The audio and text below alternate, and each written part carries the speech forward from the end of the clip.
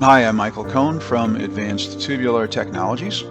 I'd like to show you the new Evolve XML import inside VTube-STEP that allows us to import conduit shapes that then can be automatically sent to a tube bending machine for bending. So let's go ahead and get started.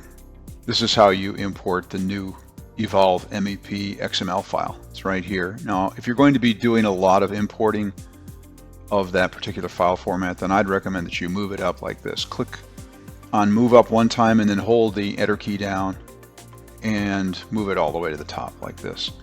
So here's an Evolve XML import window. And what exactly does Evolve do? It's software that facilitates the design of anything that has to do with a structure like a building. And inside that building will be certain components like a lot of conduit to route electrical wiring. So Evolve has to then send that information over to a tube bending machine, and this is how it can be done using VTube-STEP. You import it here and then send it out to a CNC bender. So I'm going to go ahead and simulate that process. Here is an XML file, and you're going to see here the data that it imported. It imports the centerline coordinates here and some other information like the bend ID becomes the part number, nominal pipe size, the outer diameter, the wall thickness, and the conduit type here, Schedule 40 pipe, becomes the material spec.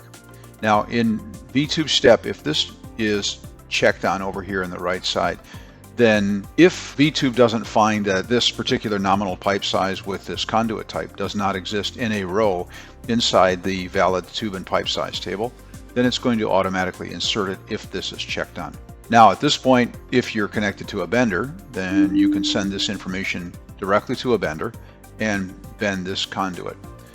So at this point, if you have VTube laser, you would bend the part and bring it back to the measuring center. With VTube laser, measure the part and qualify the tube shape to see if it fits within the envelope tolerance you specify.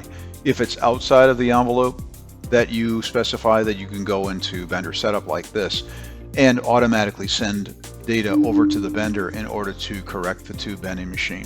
If you have any questions about what you've seen in this video, please feel free to email me or the team at support@advancedtubular.com.